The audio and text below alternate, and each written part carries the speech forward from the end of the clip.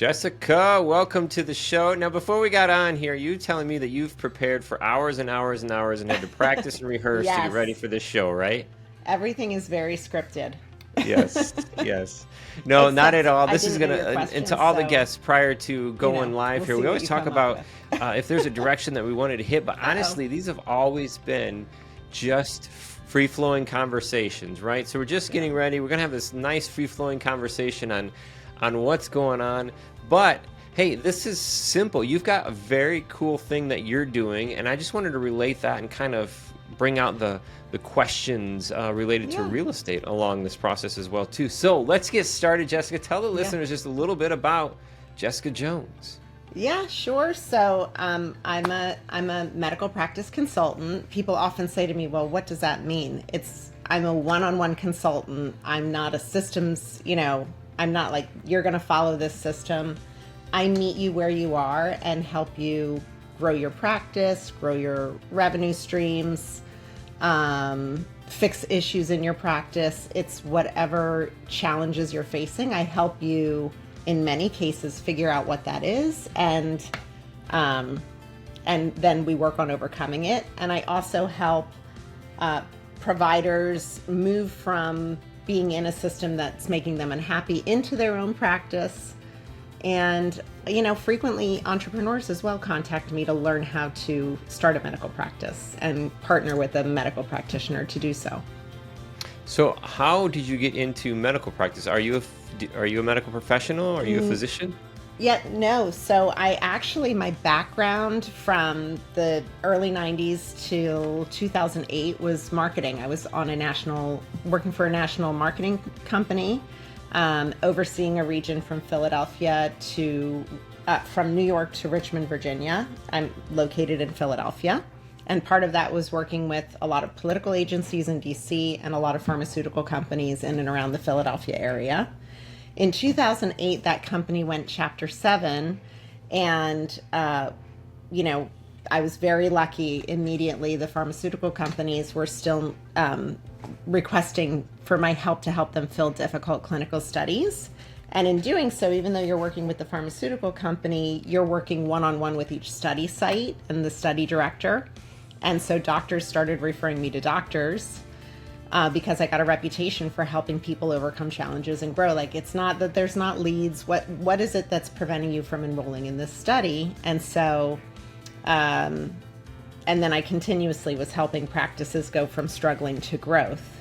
And then in 2012, one of the doctors said to me, "Hey, I have the medical side, you have the business side.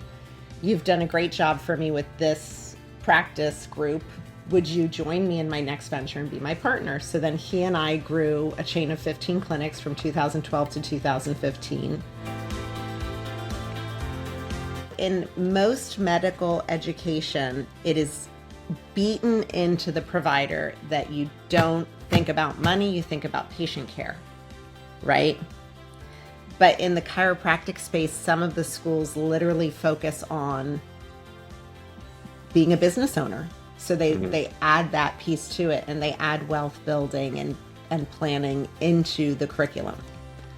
It's a unique, and then there's big, large marketing groups that found a need in that area, specifically chiropractic, and they targeted chiropractors and said, "Hey, we've got great ideas for you." And I don't know, I think it might have been maybe like 2010 or 2011. There was a chiropractor who wrote a book to the community about like breaking the chains, and it was all about using real estate and starting with ownership of your building, and then as you do well, scaling up the real estate side of things. I talked to a provider the other day who did this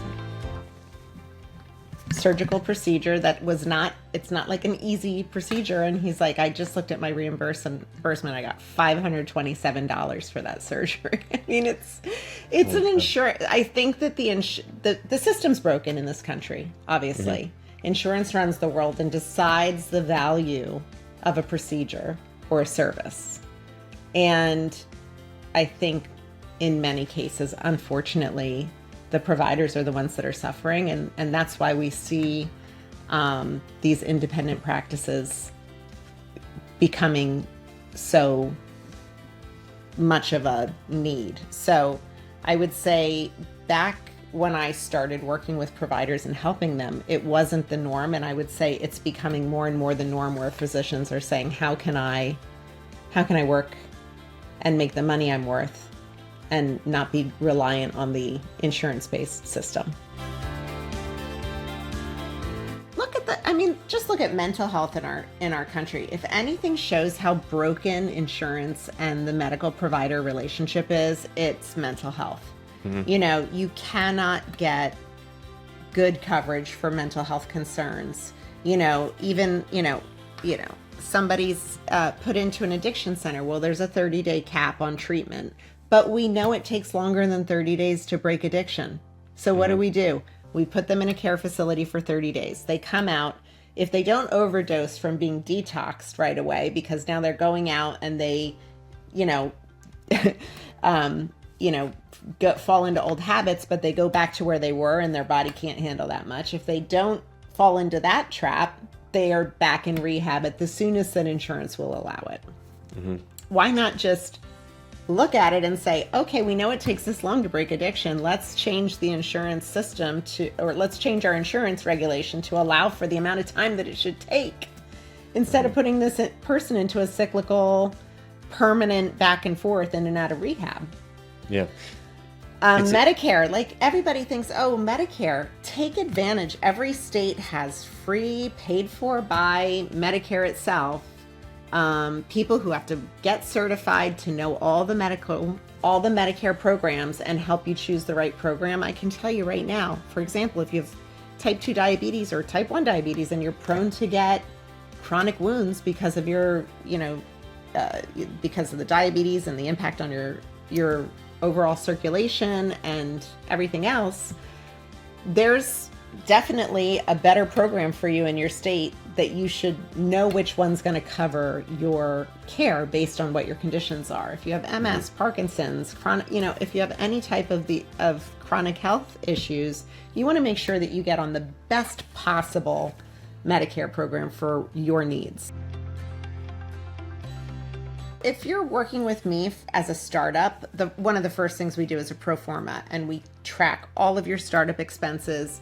We look at what everything's going to cost. We look at what you're thinking of charging for a service. We look at, will the market bear that pricing for the service, right? And I never recommend people go to the bottom of the barrel on pricing. That's not, when I say what the market will bear, that's not what I'm talking about. I'm talking about what is the average price that people are paying for this service, and what added value can you put in there to make you worth more or make you the choice, right?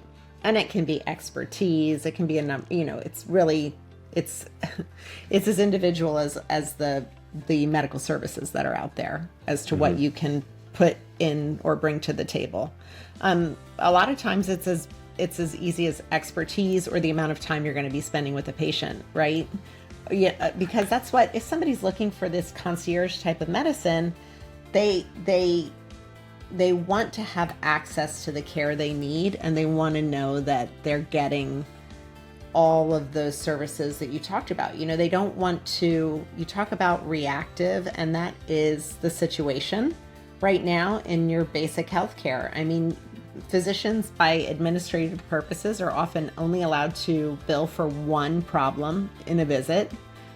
How many times do you go to the doctor for just one thing versus saying, well, I'm having this, and this, right? Yeah.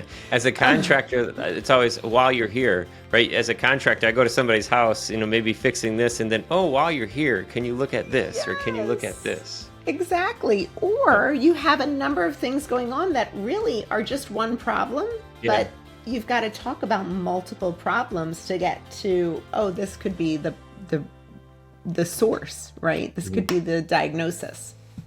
So you again, physicians are as frustrated as patients, and that's why they're seeking, business opportunities. You're here providing this great resource about real estate. I have physicians come to me. Their passion has been so deadened that they're thinking of doing anything other than practicing medicine. If you're not building a sustainable practice, Build to sell. You also need to focus on that the practice can't be you, right? Yeah. Yeah. Which happens. And I've also seen physicians buy a practice and then find that they didn't have the contract the right way and they're really buying nothing, right? Because all the patients were loyal to this practitioner and leave when the business sells. So there's so much to look into, but the first thing I say is you've got to have your P&Ls in order, because you can't even fathom selling your business if you don't know everything that's going on and where your money's coming in and where it's going out and where you've got all of the costs that are going into the business that won't be there if you're no longer the owner, right? Like what are you adding in? You're cleaning your car, your, cable, your subscriptions, all of these other, things. The fun stuff. Pay yourself first.